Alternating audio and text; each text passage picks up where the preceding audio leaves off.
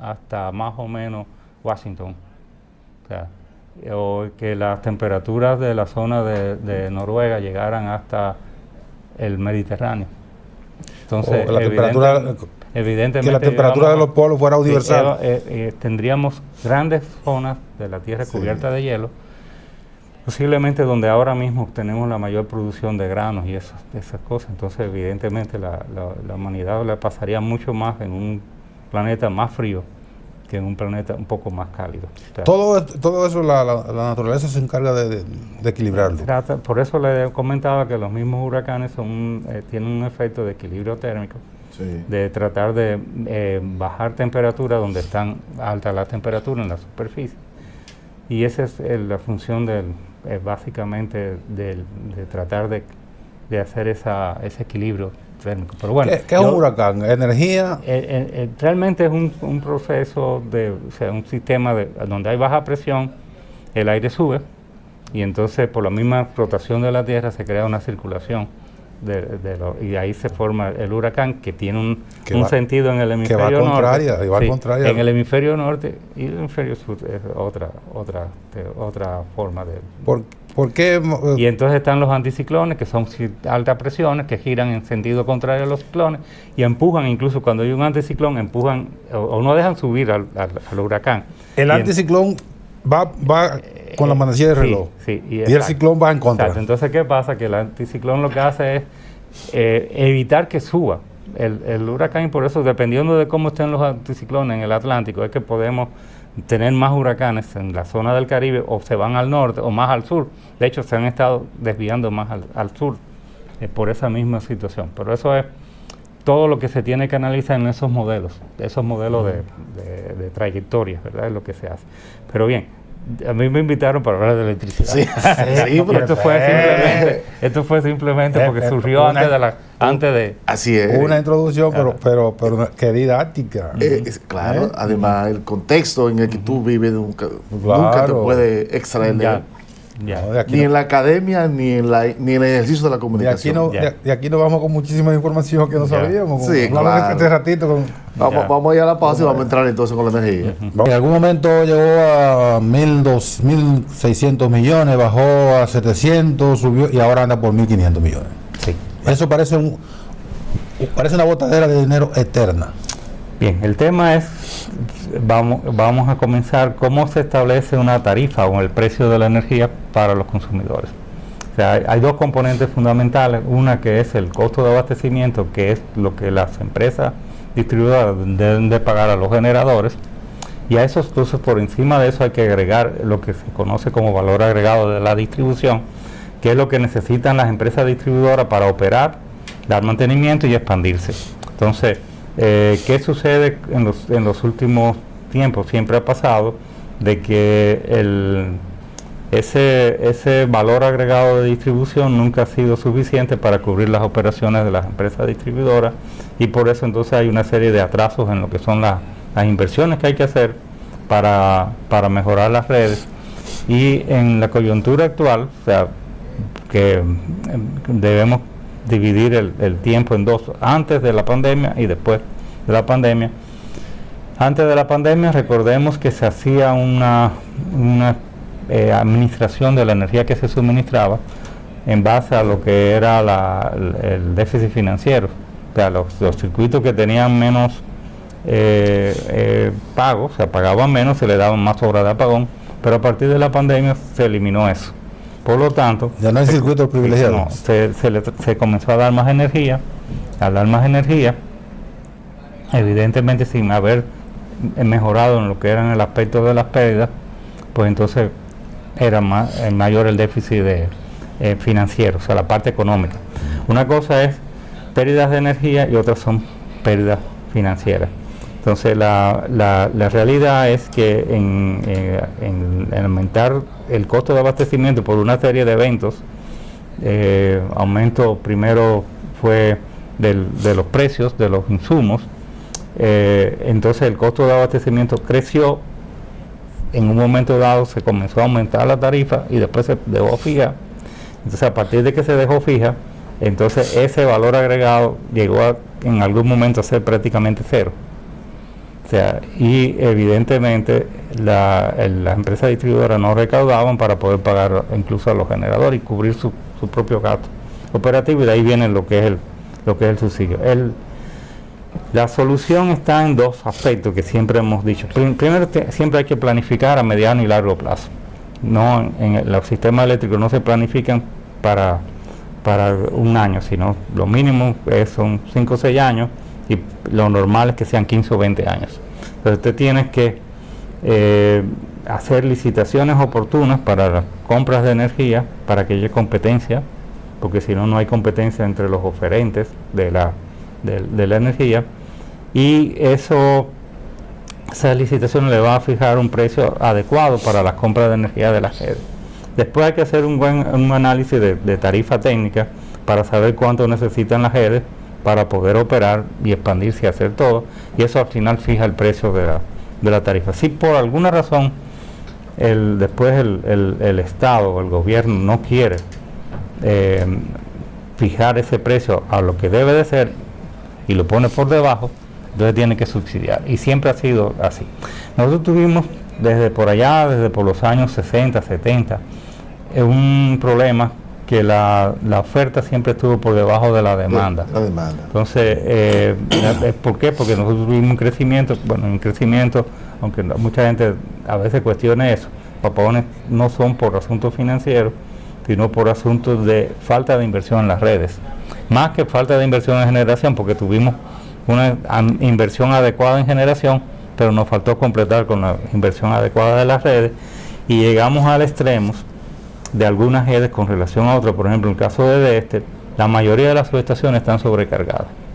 Entonces, cuando... este es un desastre total. Total. ¿Por qué? Porque todas están sobrecargadas. No se pudieron hacer inversiones, no había con qué hacerlas, por lo menos propias. Y llegó un momento que, como se siguió supliendo energía, pues entonces evidentemente la capacidad de las subestaciones de las redes comenzaron a no ser suficiente, entonces se disparan. Sí. O sea, se disparan los circuitos. No es que se le dé una instrucción de que no se suple energía por razones económicas, sino simplemente es que la red no aguanta más y hay un elemento de protección.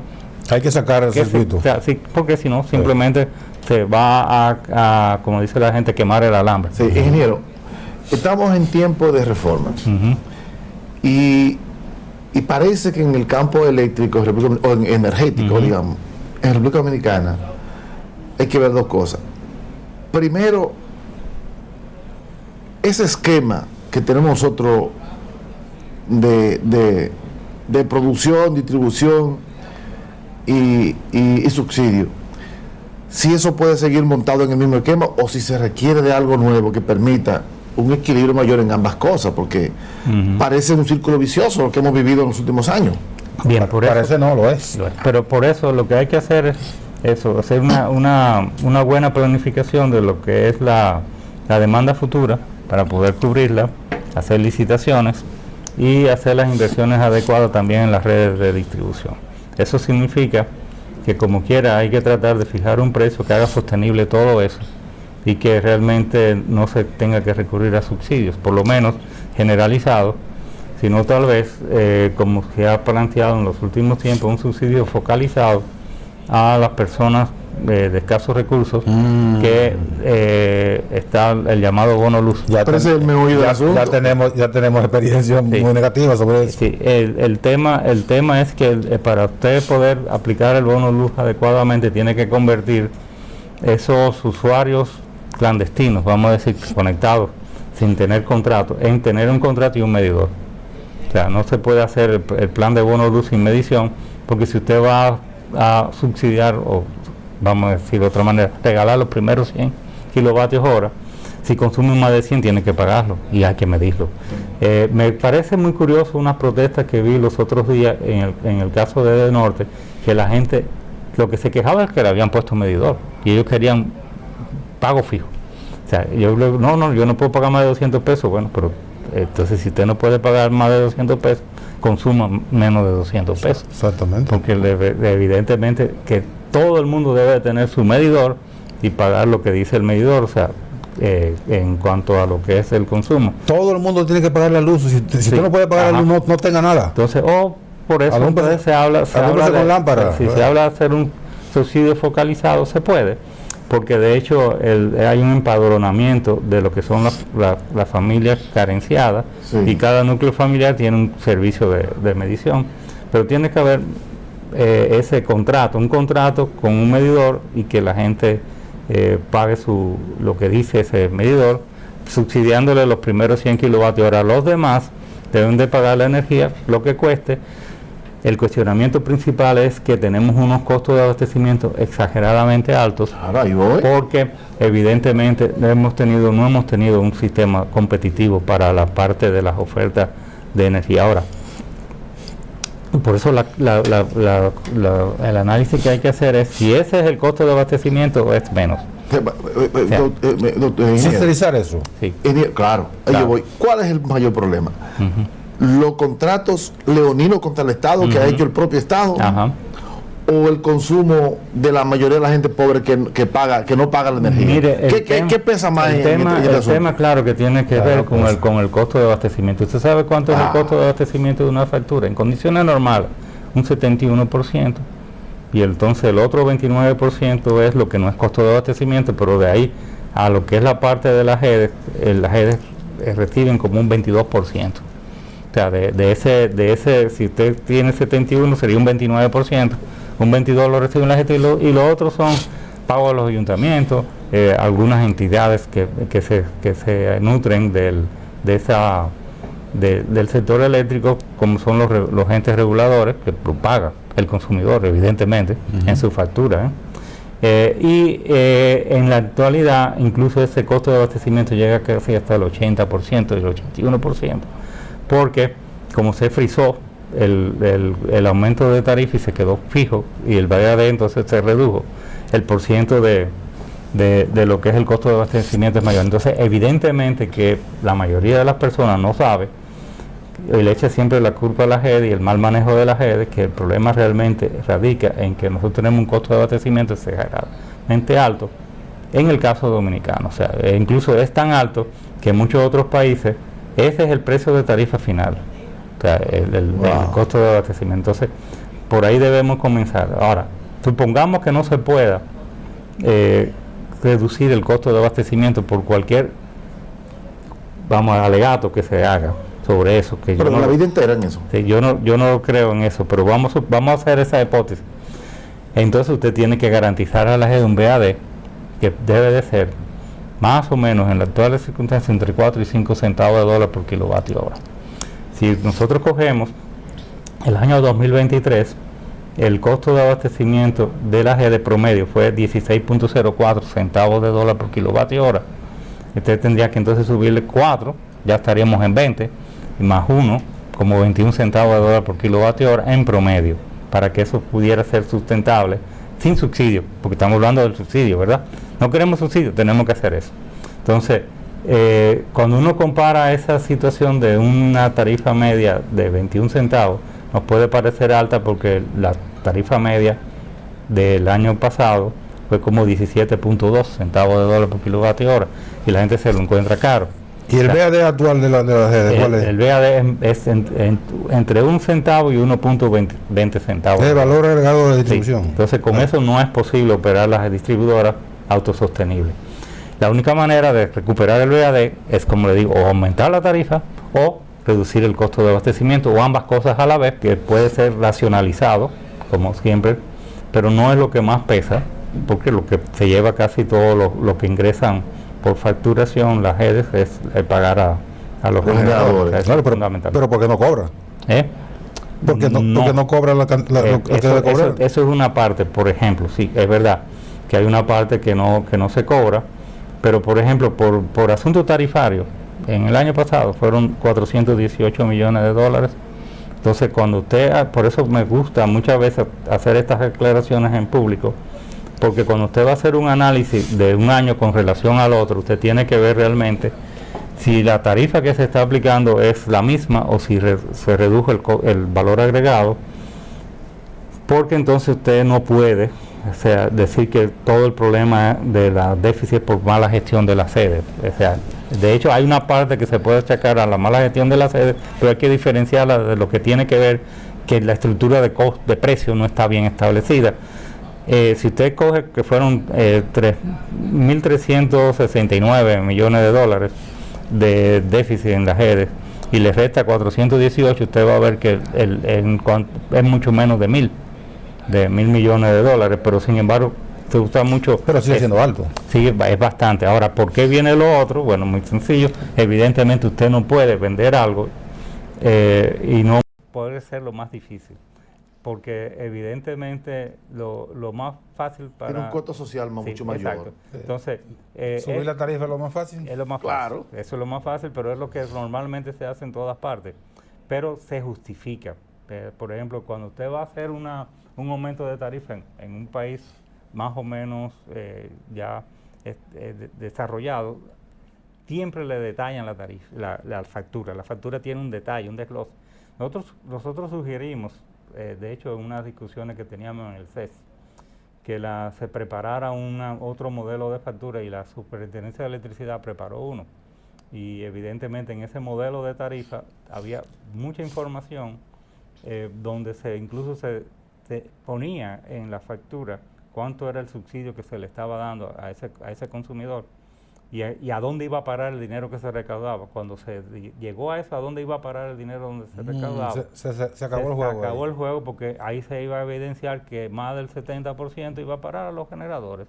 O sea, y no como la gente, toda la teoría que se ha creado con relación a eso, de que el problema son las distribuidoras y que el manejo de la distribuidora es lo que mantiene el precio alto. Bueno, porque también está el otro tema. Hablábamos de que todo el mundo debe pagar, pero a veces todas esas marañas de alambre que tiene consumen relativamente poco con relación a lo que consume un gran consumidor. El otro tema está en que de alguna manera esa energía no se pierde, porque alguien la consume. La única energía que se pierde es la que es técnica, por las pérdidas de calor y demás en los conductores, en los transformadores y todas las transformaciones que se hacen hasta llegar a la casa. Los conductores malos. Sí, y de alguna manera esa otra va vamos a decir, a la economía nacional por otro lado, o sea, porque esa persona dejó de pagar eso, pero tal vez consumió otra cosa y pagó impuestos por esa otra cosa. Entonces, al fin hay muchas corrientes, por eso esto hay que debatirlo, analizando todos los pros y los contras de cada una de las acciones. Sí.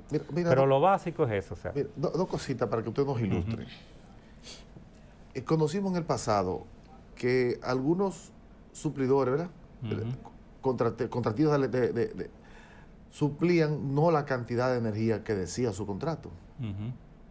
Y le pagaban por lo y le pagaban por la energía contratada. Yo no sé cómo anda eso ahora. Bueno, fíjese, lo que había contratos que decían que había que hacer un pago de capacidad, que ese pago era usara o usted no usara el servicio de esa empresa. Eso pasó en muchos casos. Y hay casos muy famosos que por años... Sí, en Puerto Plata, por años se estuvo pagando eso. Pero el otro tema es que nosotros tenemos un esquema de financiamiento y tasas de retorno demasiado agresivos para el inversionista. Quiere recuperar la inversión demasiado pronto. Sí. Y incluso las tasas de interés nuestras son muy por encima de lo que se usa a nivel internacional para proyectos de infraestructura. Entonces, por eso le decía, para bajar el costo de abastecimiento, que sería una de las primeras cosas que tendríamos que hacer, tenemos que reformular un poco la estrategia de financiamiento de estos proyectos a nivel local y tratar realmente de que se exista competencia en las ofertas. Claro. Los últimos contratos que hemos estado analizando y viendo realmente siguen con el mismo patrón. O sea, una energía que nosotros podíamos tener a 10 o a 12 centavos de dólar, aparece a 15 o a 16. Siempre hay una diferencia que va entre 3 y 5 centavos de dólar por kilovatio hora en casi todos esos contratos. Por eso nosotros hablábamos siempre de que así como se tienen que auditar el desempeño de las empresas distribuidoras, que hay que hacerlo, también hay que hacerlo en las empresas de generación, porque hay unos compromisos de eficiencia energía y unos compromisos de manejo adecuado, que tú no puedes pasar todo a la factura del servicio. O sea, si usted tiene problemas con su planta por mala eficiencia, usted no puede pasarle al consumidor. Bueno, los inversionistas lo que tratan de incursionar en el sector eléctrico energético en la República Dominicana vienen con la idea del famoso PPA, sí, que ya tienen amarrado un precio mínimo de compra, y a partir de ahí entonces tienen la proyección de cómo recuperar su inversión. Al final siempre se hace un contrato, pero lo que pasa es que cómo se entra al contrato es lo importante aquí.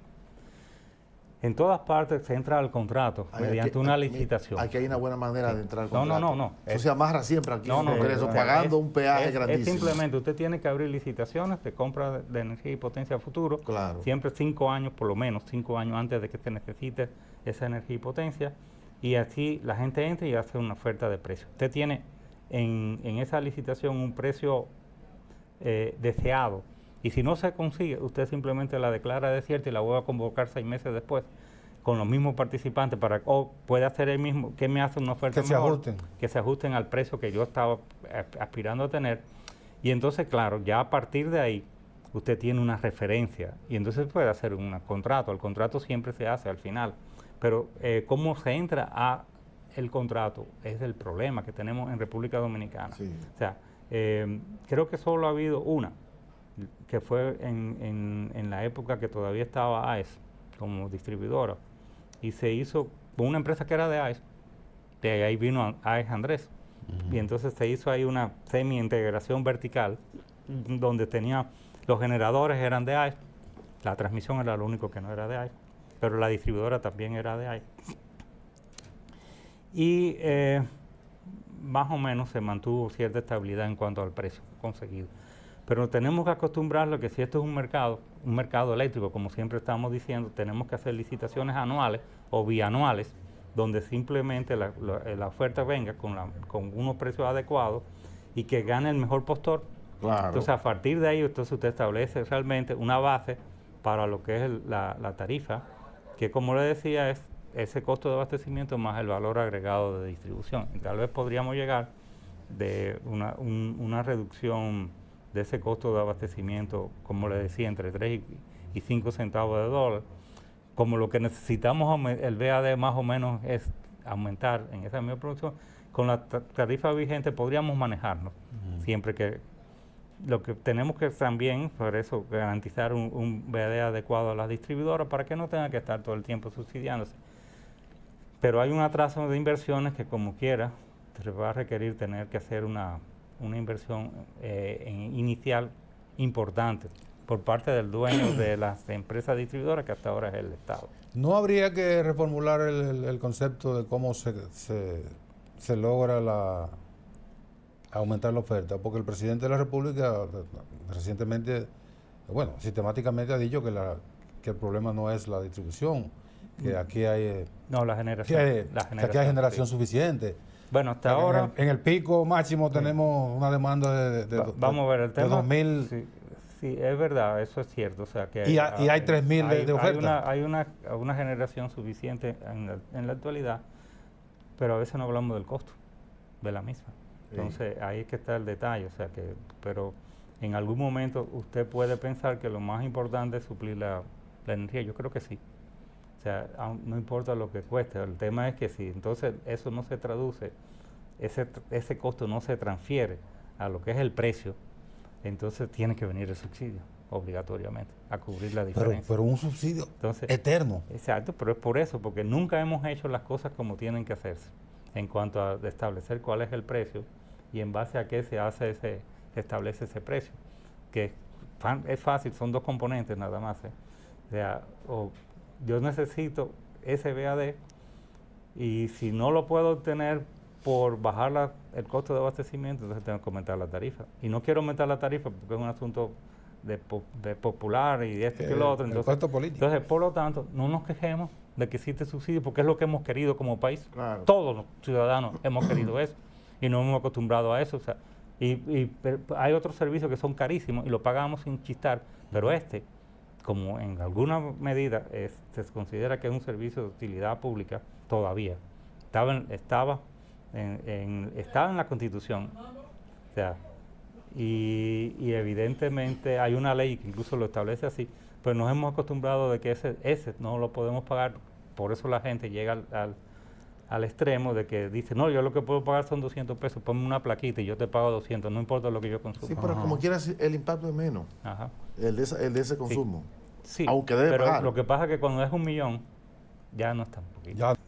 Que tratará sobre el tema ese de la transición energética y cómo enfrentarla desde partiendo de la realidad dominicana, donde más del 80% de la generación es térmica, que no es lo mismo como otros países que tienen mucha hidro y mucha de esto. Nosotros tenemos casi todo térmico, entonces por eso yo le decía que la transición nuestra nos parece a nosotros, desde el Instituto de Energía, que no se va a conseguir de aquí al 2050, posiblemente se consiga una década después. Oye, qué esperanza. O sea, bueno. Pero eso es poner los pies sobre la tierra. Estamos claro. aquí, no estamos en otro país. Bueno, eso lo dice el ingeniero José Luis Moreno San Juan, que es un técnico. Se ha pasado la vida estudiando eso. Pero si lo dice un político, acaban con él. No, sí, claro. Ningún político se atreve a decirlo. Claro, claro. No, lo vamos a resolver mañana. Sí, Eso es mentira. eh, Créanle a Moreno San Juan, que es un técnico de verdad y no tiene hacha que afilar. Ni interesa que defender. Bien. Bueno, Gracias, ingeniero. bien. Fabuloso, muy, muy interesante. Y después podemos tratar otros temas, de eso que también veo que le interesa. No, pero Sí. claro. Está con la Porque es con la cháchara que política, estamos ¿no? ahora, estamos en el debate, Sí. en el filo de la navaja. Sí. ¿A Y por quién le eso cargamos? ¿A quién le cargamos Por eso es que el costo? ahora tenemos, por eso el tema de la transición energética, yo le digo que por un lado complica y por otro soluciona, porque nosotros estamos a favor de la generación distribuida, pero ya salieron una serie de voceros que están en contra de la generación distribuida y nosotros podemos probar que la generación distribuida le da utilidades a la gente de muchas maneras. Bueno. Entonces, por ahí podríamos comenzar a buscar otra solución que no sea la tradicional. Vamos a invitar de nuevo al ingeniero para Sí. que detalle. Hay que seguir, porque es un tema demasiado... Esos términos técnicos y muy para hacerlo más digerible a la gente con más tiempo. Así que gracias de nuevo, ingeniero. Bien, bien. A ustedes gracias y cuídense de la lluvia y hasta mañana.